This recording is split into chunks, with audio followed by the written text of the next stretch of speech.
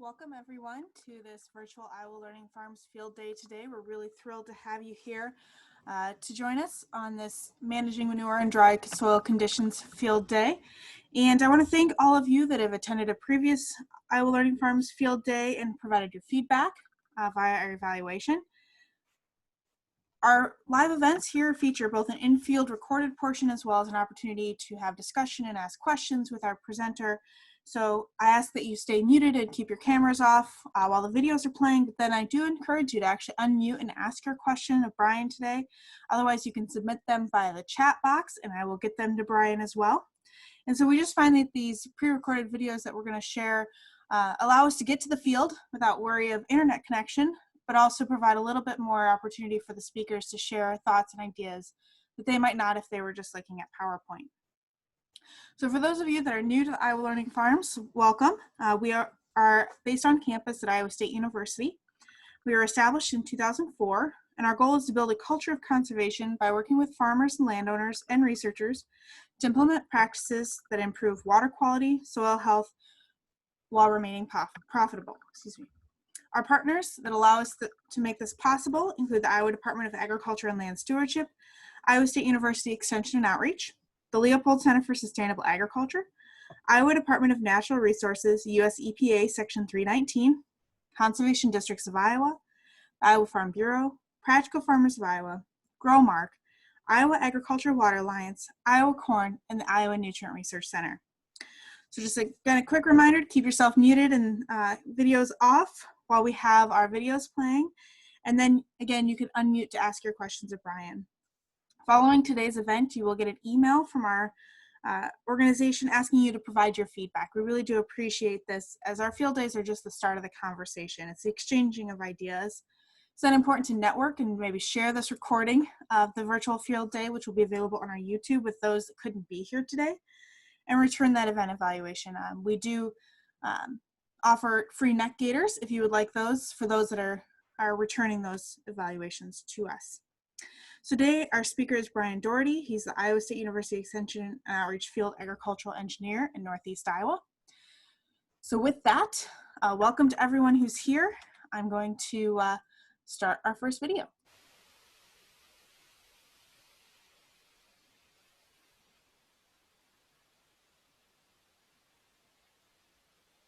My name is Brian Dougherty. I'm a field ag engineer with Iowa State University Extension and Outreach, and today we want to talk a little bit about some of the advantages and some of the challenges of applying manure in dry field conditions. So today we're here at Stutzman's Incorporated near Hills, Iowa. So I'd like to thank them for allowing us to use their facility here. So when it comes to applying manure, there are definitely some advantages to having dry field conditions. The first one being that you don't have to worry about the mud as much. There's less compaction generally when you're applying in dry conditions. And the second is that, with dry soil, it actually has more capacity to hold liquid manure. So it's a little bit easier to get that manure infiltrated and get it held in the soil when you have dry soil conditions. There's just more capacity in the soil because those pores aren't filled up with water. And then the third one this year, with our dry conditions in some parts of the state, a lot of that crop might come out earlier than normal. And so that gives us more time this fall potentially to get field work done. So that can be, especially after the last few years of challenging field conditions in the fall, that might be a welcome break for producers to have that extra time to get some field work done. But, there are some concerns as well with dry conditions. One being when the soil's dry, it tends to be a little bit harder. And so there might be some challenges in getting the injectors into the soil, getting that manure injected with the hard soil. The second one is soil cracking. So if you're in a very dry area and you're seeing those cracks show up in your soil, there is potential for what we would call macropore flow in that case. So if you're injecting through that or you're applying manure, it can actually run down those cracks and end up deeper in the soil profile than we would like. Ideally, we want that manure up closer to the surface. We want it covered, but we want it close to the surface. So next spring, when the crop starts growing, those nutrients are up fairly close to the root zone. So when you have cracks in the soil, that manure can end up deeper in the profile. Here in Iowa, it's typically hasn't been a big concern. Our cracks generally go about 20 inches or so deep. You usually don't see them much deeper than that. In other parts of the Midwest here, you get around the Great Lakes area, there are more concerns. They have more shrink swell clay soil, so they will expand and contract as moisture changes, and they can get some very deep cracks. And there's potential for those to go almost all the way down to the tile line. So it's something to keep in mind. We want to be aware of that, you know, if you do have a lot of cracking, there's potential for that macropore flow. But if you're concerned about it, you could take a rod and just kind of probe those cracks and see how deep they go. But it's something to be aware of here. And then the last one I would mention is, you know, we do have potentially better conditions for getting in the field this fall. But that might also lead to a situation where you want to get out there and get everything done while the weather's nice. But if you're applying that manure before the soil has cooled below 50 degrees Fahrenheit, there's definitely some concerns there with potentially losing some of those nutrients. And that kind of ties in with the dry weather. Another issue that we could have is more nitrogen left in the soil profile. If you've taken less yield off the field, you've had dry conditions, that tends to slow down microbial activity in the soil. And so we can end up with a situation where there's more nitrate or available nitrogen left in the soil profile after fall harvest than what we would normally have. And then if you're applying additional manure on top of that, there's potential to lose a lot of those nutrients before the spring crop goes in. And we did see that in 2012. Where we had a very dry year that year, and so there was not very much water flowing through the tile lines. Yields were down. We had a fair amount of nitrogen left in the soil profile in the fall, and then in the spring of 2013, we had a lot of precipitation, and a lot of that nitrogen got flushed out of the system before it was taken up with the crop. So there's advantages to dry conditions. There's also some things that we need to be aware of. So right now we are seeing a fair amount of precipitation over a lot of the state. So we may actually end up with some areas that are wetter than we would like with fall manure application. So in that case, you're definitely going to be concerned about compaction. You want to just try and wait for a good stretch of weather. Again, wait until those soils have cooled down before you go out and try to apply that manure. If that soil is kind of right at field capacity where it's holding as much water as it can, that's where we tend to see the most compaction. So those are the kind of conditions that we want to avoid if possible. And again, when that soil is filled up with water and all of that pore space is filled, that doesn't leave a lot of room if you're injecting liquid manure. You know, that manure has to have somewhere to go. It has to have some pore space to hold that manure. And so if it's very wet, that can definitely create some challenges.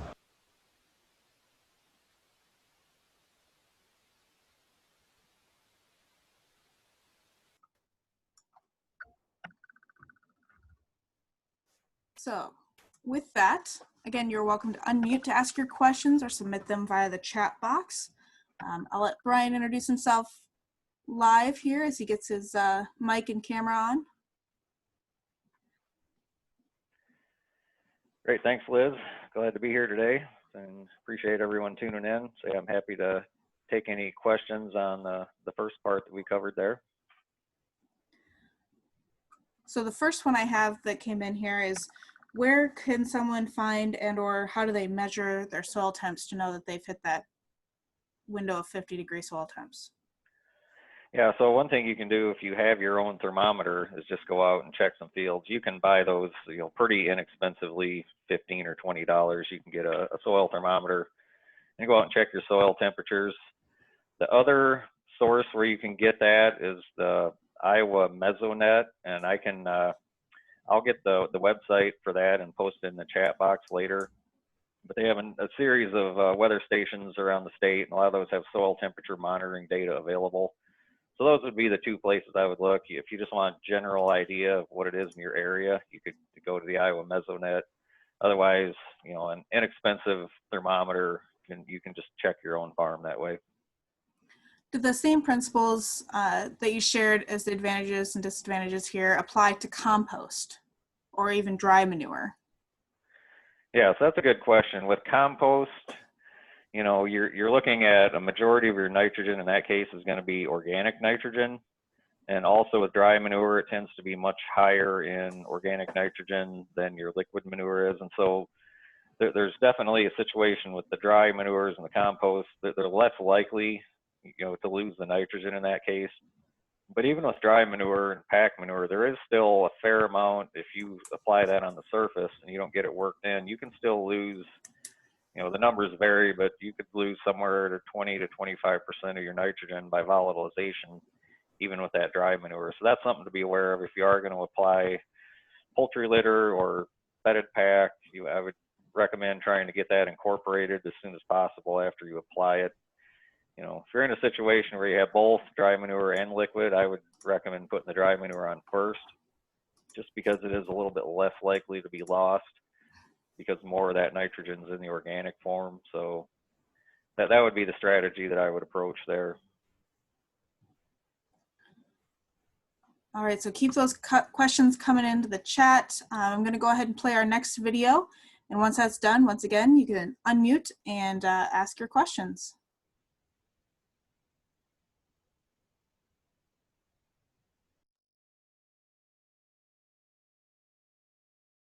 As far as recommendations or best practices for manure application this year, the first thing I would mention is just having good equipment maintenance, making sure that everything's working properly on your manure application equipment.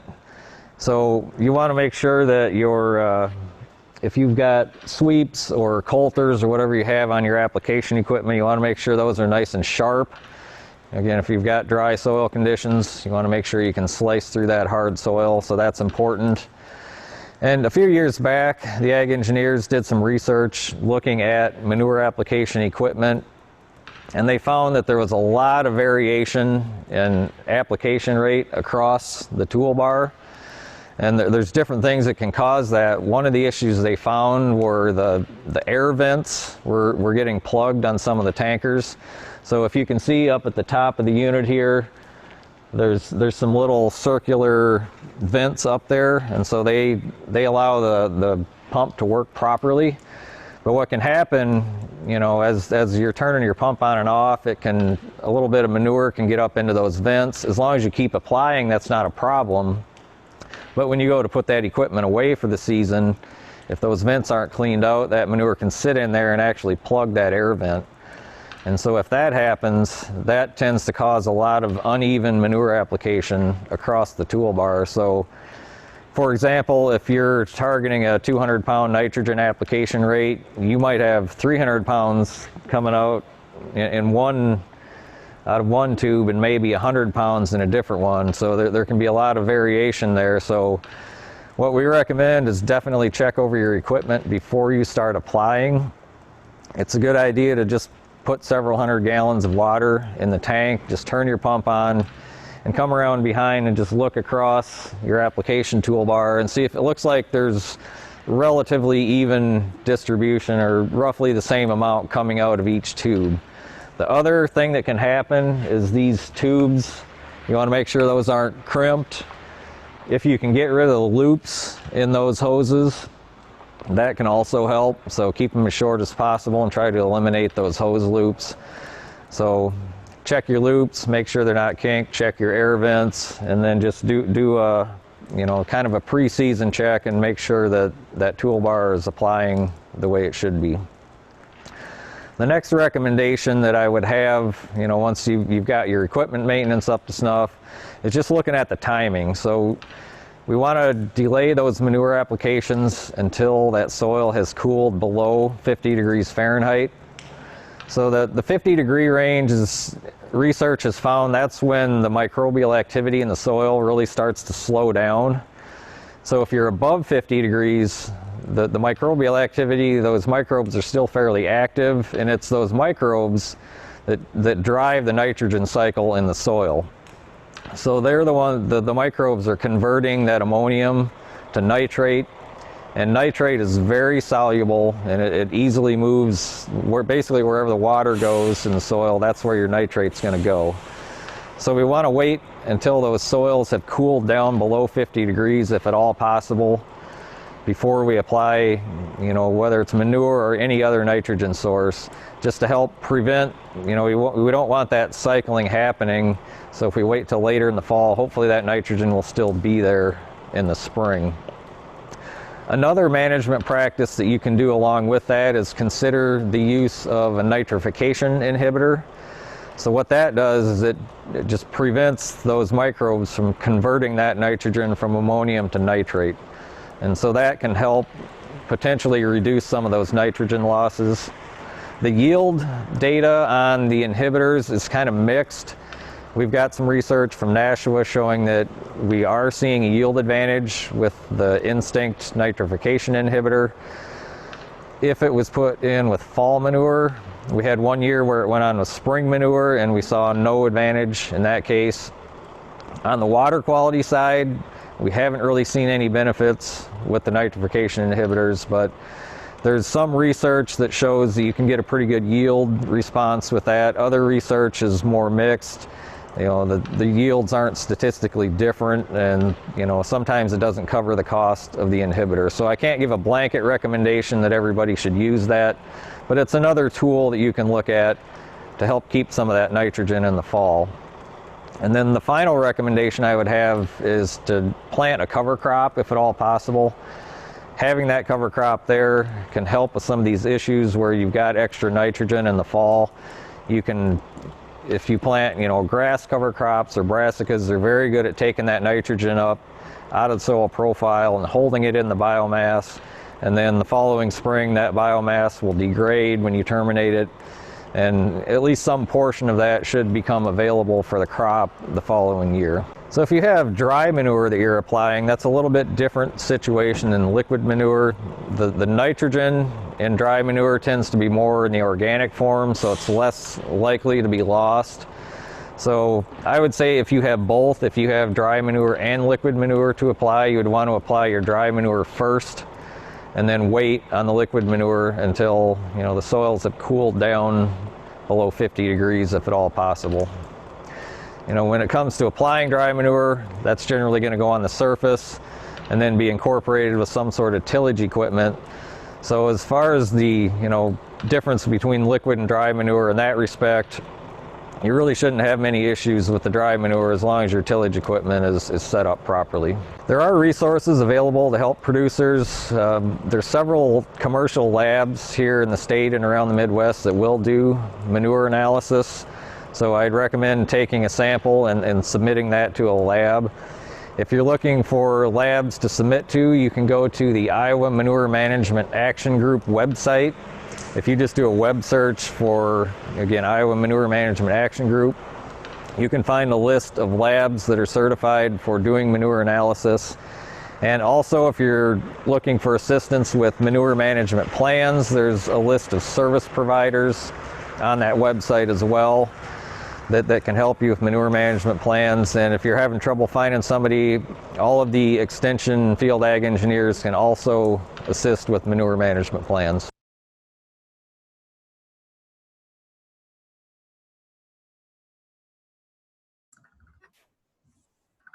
All right. So Brian is going to share some information and research from the Iowa State Research Farm up near Nashua. And while he does that, I'm going to share the link to the Iowa Manure Management Action Group, also via the chat, so you can readily access that.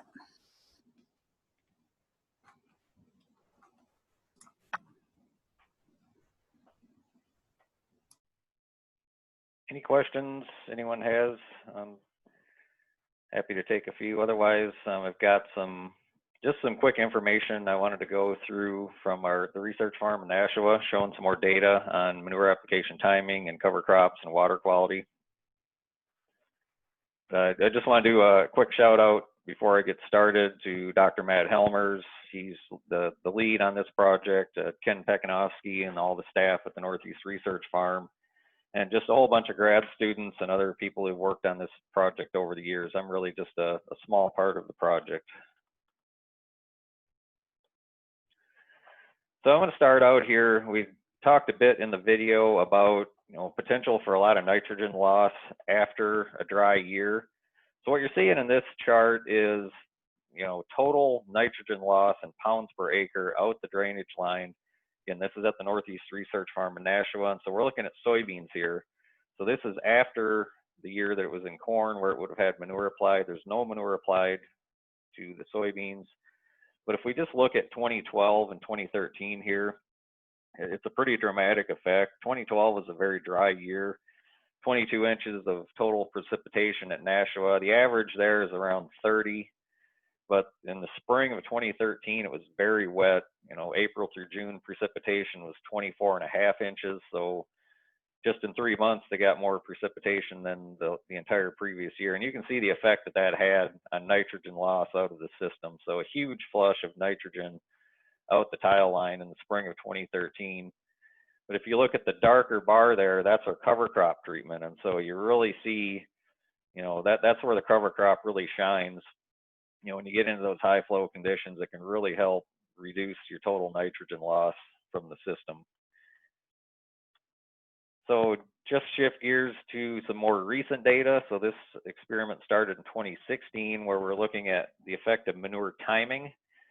So this chart is showing the cumulative nitrogen loss in pounds per acre from the system. And so just for the sake of time, I'm just going to focus on the cover crop, no cover crop comparison. So the blue line here, this is an early fall manure application. So that manure is going on as soon as possible after harvest. Soil temps are still above 50, 150 pound nitrogen application rate, and these plots are all no-till here for comparison. And then you can see the effect of the cover crop. So with no cover crop, we were losing about 55 pounds of nitrogen per year out the drainage line. The cover crop reduced that by about 35%. So we're down in the 30 to 35 pound range with the cover crop. So again, that can really help, and this is over a 3-year period. So it really can help, pretty consistently reduce that nitrogen loss from the drainage system. So why does that happen? Well, I think this chart kind of helps explain that. So what this is showing is the amount of nitrogen in the above ground cover crop biomass over the 4-year period. So what happened in Nashua is we saw a lot of streaking in the field. So you could see significantly more growth directly over where that manure injection band was. They sampled those areas separately in 2016 through 2018.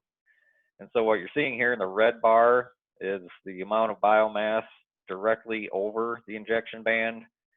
Green bar is the nitrogen and the above ground biomass between the injection band, and then the blue bar here where it says no manure, those are our soybean plots. So no manure applied prior to soybeans. So you can just see the effect of that manure application, how much more nitrogen uptake you're getting with that cover crop, in this early fall manure system. So if we average that out over the 4 years, we're seeing about 90 pounds of nitrogen in that cover crop biomass. With the manure application, we're seeing about 60 pounds in those plots going to soybeans where there's no manure. Now you notice 2019 looks different. That's because fall of 2018 was kind of a train wreck. I'm sure a lot of you remember that quite well. So the early fall manure ended up being late fall manure. None of our late fall manure went on. So when this cover crop was seeded and that manure went on, the soil temps were already about 42 degrees. So it didn't get any cover crop growth in the fall of 18. So it didn't see the streaking effect, didn't have any, measurable difference between the manure and no manure treatments, but still got about 60 pounds of nitrogen in that above ground cover crop. So significant nitrogen uptake with the cover crop in this early fall manure system. So what did that do to yields? Common question. So again, I'm going to compare just the cover crop treatment here. So the blue and red bars, again, early fall manure. So 2016, we took a big yield hit. So that was a transition year from an old study where the nitrogen source was spring UAN side dress. And so I think that first year we just ran a little short on nitrogen. Lots of other things going on there, but you can see what happened in 2017 on. So we're actually seeing slightly higher yields in the cover crop treatment now compared to no cover. So if you average it over the 4 years, it's basically a wash. There's no statistical difference, but the trend is, towards better yields in the cover crop treatment with that early fall manure. And when you think about how much nitrogen we're getting in that cover crop, that makes sense to me, because if you don't have a cover crop, where's all that nitrogen going? Some of that's certainly getting lost out of the system and isn't available for the corn crop the following year. So I mentioned this is also a manure timing study. So just to show a comparison here, we have early fall manure and we have late fall manure that's applied after the soils have cooled below 50. So we've got 3 years of data here, 2016 through 18, comparing early to late fall manure. So we're looking at the blue and green bars here, about a 40 bushel per acre advantage with late fall manure, just by delaying that manure application timing until those soils have cooled down a bit. It's, at least at the Nashua location, we're seeing a substantial yield increase. Now, again, 2019 was different. That manure went on late fall, and then our late fall manure ended up being spring manure. So our late fall to spring comparison, we still saw an 18 bushel an acre yield advantage in that case.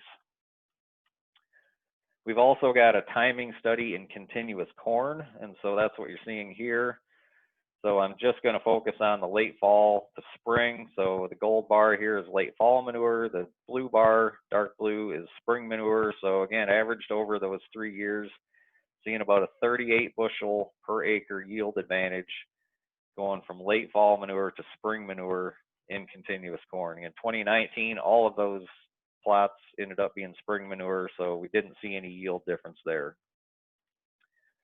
The nitrification inhibitor, I already mentioned this in the video, but we are seeing about 16 bushel per acre advantage over 2 years here. 2016 was a transition year, so we're throwing that data out. And again, when that nitrification inhibitor went on with spring manure in 2019, we saw no yield effect in that case. And when it comes to water quality, we're not seeing any advantage with that instinct nitrification inhibitor. It can't detect any differences in total nitrogen loss or nitrate concentrations in the drainage water. So just to kind of wrap up what we've talked about so far, good management for dry and also wet conditions, which we do have in some parts of the state now. Just good maintenance on those injectors. Make sure you've got enough down pressure, enough weight to keep those in the ground. Your openers are sharp, you're getting the trench closed and getting that manure covered. And if at all possible, I know I've said this multiple times now, but wait to apply that manure until those soils have cooled down. You can see the effect that had at Nashua on both water quality and yields. And then certainly plant a cover crop if at all possible, especially if you're going to be putting that manure on early fall. And there are situations where you have to do that. A lot of dairy farms in particular, the pit gets full and you just have to put some manure on early. But if that's the case, I'd really encourage people to use a cover crop. We're seeing some yield advantages with that approach at Nashua, and we're definitely seeing improved water quality. So one other thing you might be able to do this year, if you've got a fairly low disturbance manure injector, maybe try planting that cover crop right away and then wait until later on to apply your manure. So several different locations have done some trials on that, and they still get pretty reasonable cover crop growth in that case. But again, if you have a very high disturbance injector, it's going to bury all of that cover crop on you. So in that case, I wouldn't recommend it. But if you've got a low disturbance injector, that's certainly an option that you can look at. And then I mentioned the nitrification inhibitor. I can't give a blanket recommendation on that, but it's something you might want to take a look at. So I'm going to wrap it up there and open up for any more questions that we might have. I've got my contact information here. If anybody has any questions later on, feel free to send me an email or give me a call on at the office number there. So Brian, for clarification, that cover crop is cereal rye? That's cereal rye, yes. And what's your rate in the seeding method for that? So that's drilled after the manure goes on at Nashua, and it's about an 80 pound per acre seeding rate. So that's a little bit higher probably than some places are going with their seeding rate, but that's what they settled on for the study, and we've continued to do that. In the research plots there, it's just really not an option to use an airplane or any other method. We're dealing with a bunch of small 1 acre plots, and so drilling is really kind of our only option there right now for that fall cereal rye. Earlier on in the discussions about cover crops, there was some talk about adding cover crop seed to the slurry. So in with the tanker, is that realistic?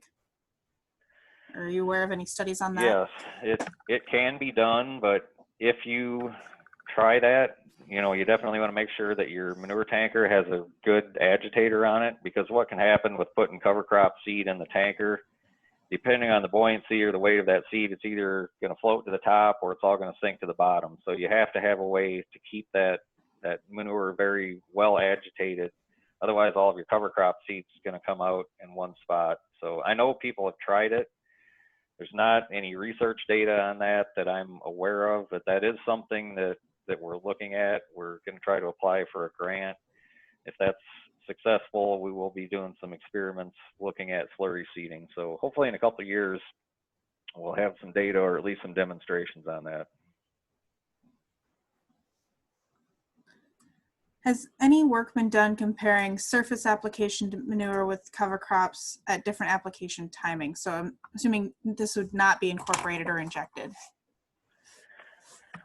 I'm not aware of any off the top of my head. I think a majority of it tends to be injected for the research studies, but that's something I could follow up on and see if I can find some data on that. But I'm not aware of any off the top of my head. So sticking with surface applied, is it better to then seed the cover crops after the surface application, or can you apply the manure after cover crops have been seeded? I would recommend applying the manure first and then putting the cover crop in that case. You know, it kind of depends if you're in a no-till situation, you know, which most people are going to try to work in that manure. So I would apply the manure, till it in, and then seed the cover crop. But if you're no-till and you're going to leave all of your manure on the surface regardless, there are a few people that do that, not very many. But in that case, it probably wouldn't matter as much, but you'd want to be careful with your application rate. If that cover crop's already up, you just want to make sure you don't burn that cover crop, you know, or smother it with too much manure. You can do dry manure on top of a cover crop as well, as long as you don't spread it too heavy.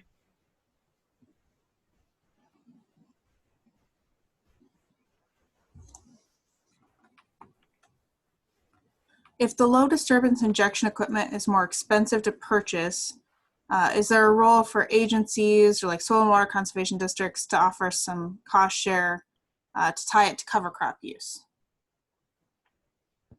I would say yes, there is a role. Whether that funding's actually available or not, I don't know. So that'd be a question for the agencies. But yeah, I know there's interest in that. People would like to have funding available for equipment to try out some of these different practices. So I know we've got a few folks from different agencies on here, so maybe that's a question they can take back to their next discussion on possible new programming. So again, keep those questions coming in. I'm going to go ahead and play our third video, our final video, and then we'll take some more questions.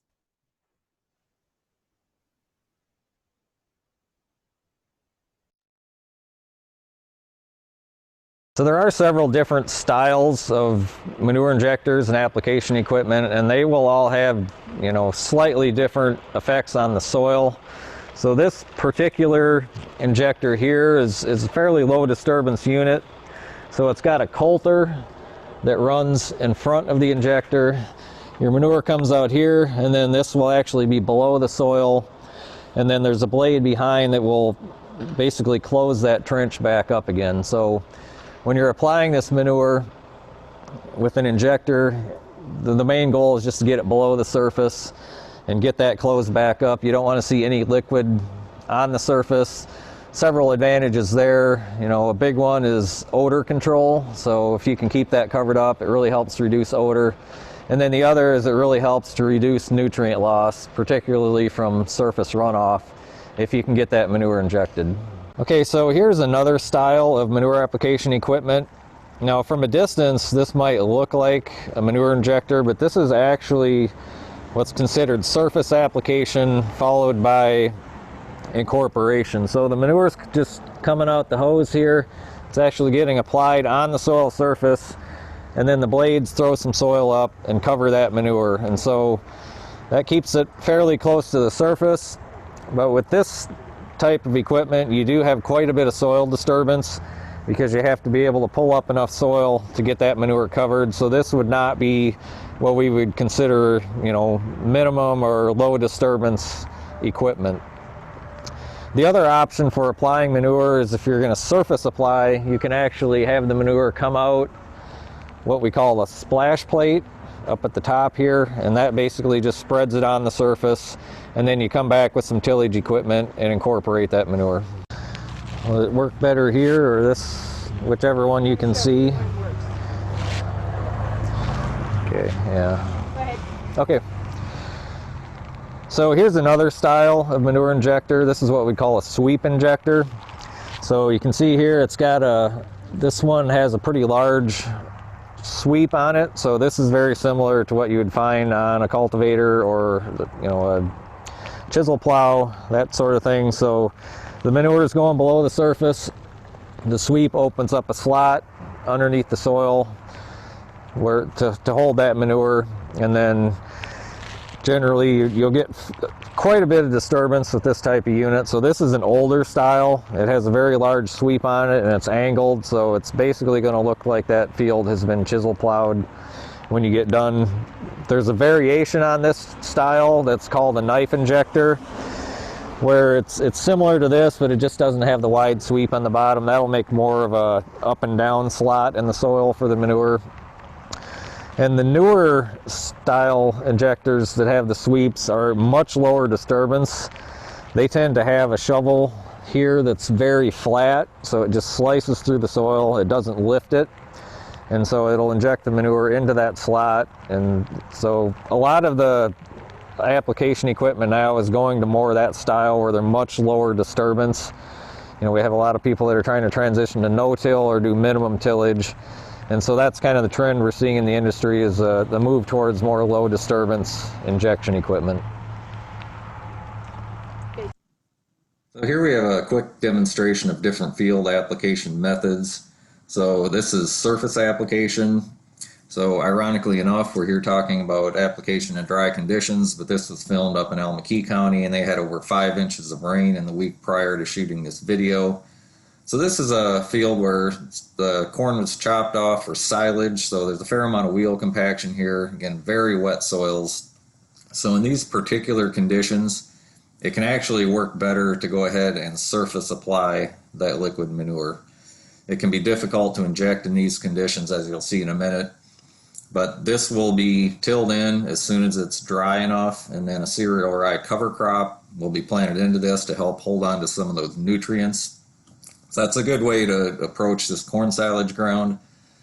And you can see here what that looks like after that manure has been applied. So there's a fair amount of liquid on the surface, but that will dry relatively quickly. And again, this will be tilled in and planted to a cover crop. Here's just another image of what that looks like immediately after, and then this is taken 3 hours later. So you can see it dries relatively quickly.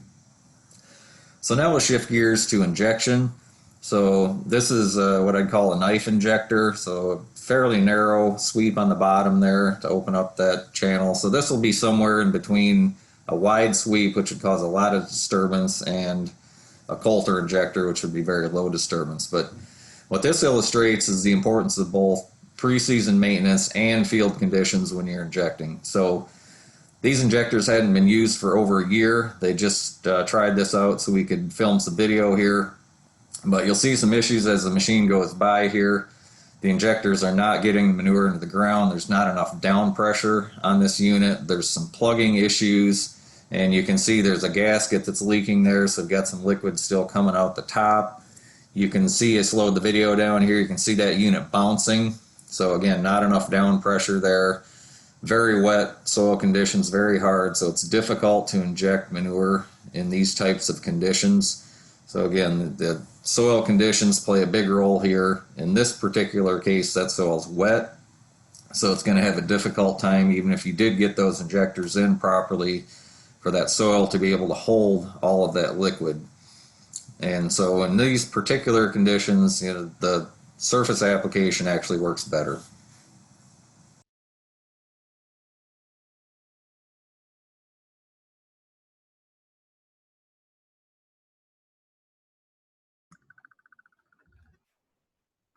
All right. So question, have you heard of any situations where leases specify how manure is applied? As in, could a landowner specify that only low disturbance injector be used on their farm?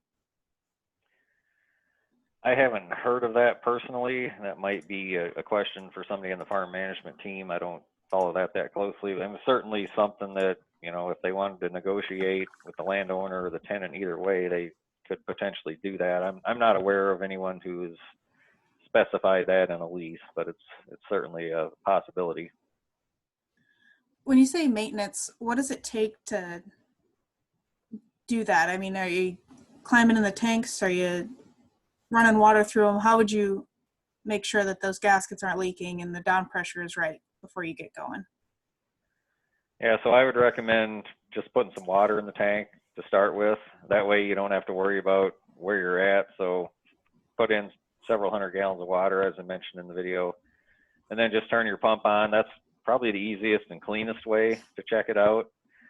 So, and then, you can get a good visual on how even your application rate is across that toolbar. There's certainly resources available for calibrating manure application equipment as well. We can put a link to that in the chat box.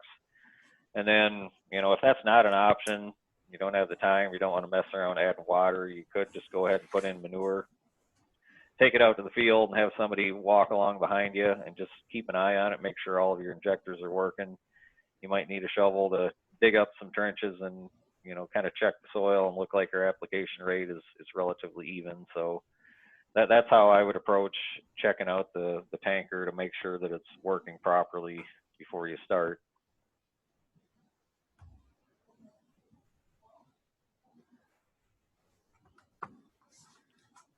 All right, so there's lots of different types of equipment to use, and obviously some people are choosing between different custom applicators. Any recommendations on what you should ask a custom applicator before you get that contract in place for them to apply that manure? Yeah, so I would check, well, if they're a custom applicator, make sure they're licensed first of all, and they should all be certified through the state and have gone through training to be a commercial manure applicator. So just check and make sure they have their commercial applicators license. Obviously, you're going to want to talk about rates, what they're going to charge. And then the other thing was just getting a feel for how busy they are, where you're going to be in the schedule. Are you going to be the last person and they potentially aren't going to have time to get to you? That's always a concern when you're hiring someone else to apply. So that's certainly something I would be asking. And then what kind of equipment are they using? Is it going to be tankers? Is it going to be a drag hose setup? Kind of depends on where you are, what's available that way. But those would be the main things I would be asking the applicator. When can they get there? How good of a job that they are. Some of them are really in a hurry. They'll pull in, they'll put the pump in the manure lagoon, and they'll just start hauling. Really you want them to take some time and agitate that, well before they start hauling. So that's something I would specify as well. Otherwise, you can have a lot of nutrient stratification and, a lot of uneven nitrogen rates. Even if your tanker's working properly, as you're pumping that pit or the lagoon, the nutrient profile in that manure can change during pumping. So make sure they're getting it well agitated before they start hauling. And if they provide you the option of tanker versus umbilical, what are some pros and cons between the two methods of application from both, you said stratification and application on that front, but also soil compaction and things like that? Yeah, so when it comes to compaction, your drag hose setups are certainly going to have the advantage there. I mean, given the choice, that's the way I would want to inject manure. Those tankers are very heavy.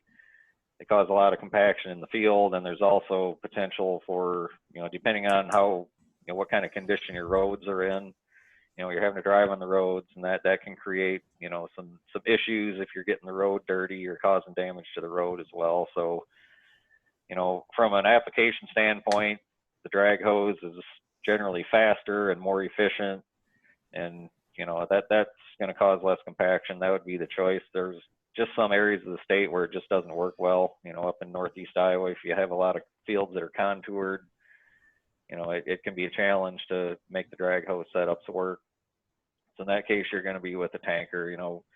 Equipment cost wise, the drag hose, to get all the piping and hose and all of that, is more expensive generally if you're going to buy that. So that's kind of the trade-off. You can get more acres done, you can get more manure through that type of system, but it is more expensive generally to buy that equipment.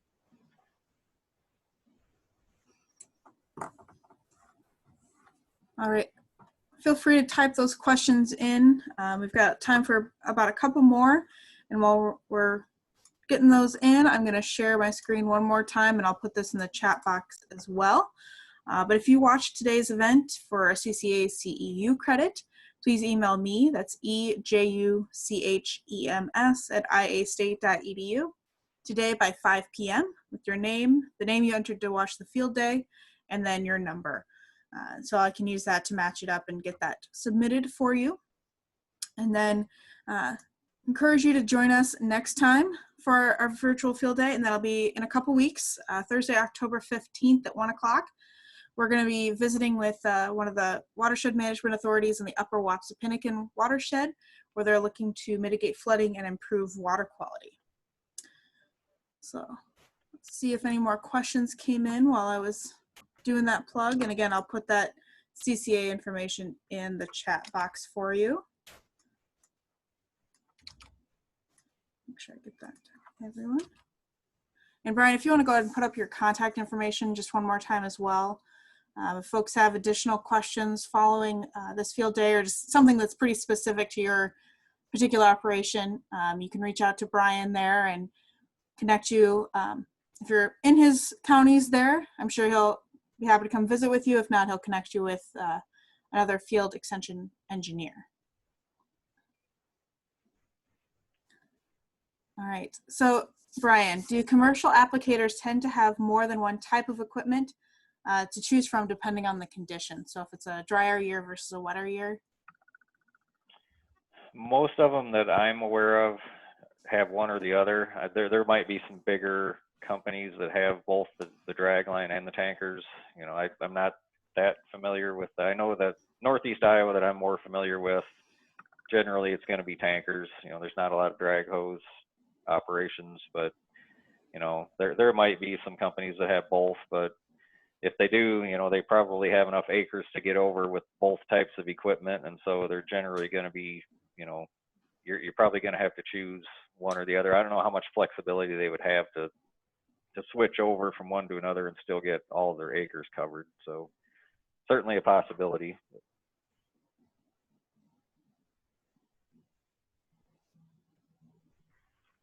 All right. Well, thank you, Brian. This was great. Again, this video is being recorded and will be posted to YouTube following this. We've had one more question come in.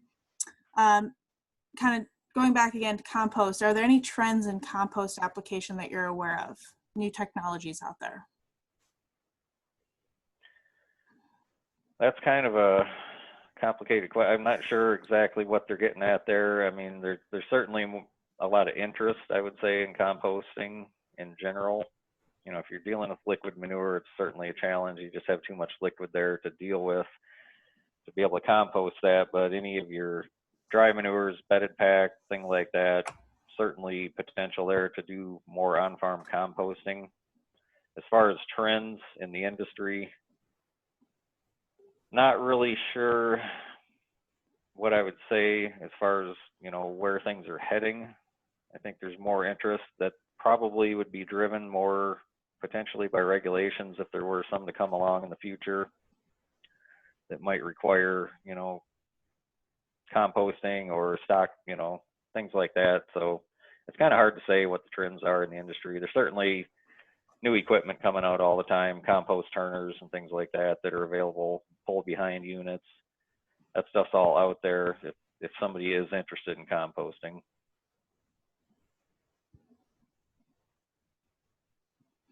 All right. Well, thank you again. And please do return your evaluation. We'll include a link to this recording as well, so you can easily pass that on to folks that weren't able to attend it today, or if you just need a refresher in one of the points discussed today. So thank you all so very much, and have a great afternoon.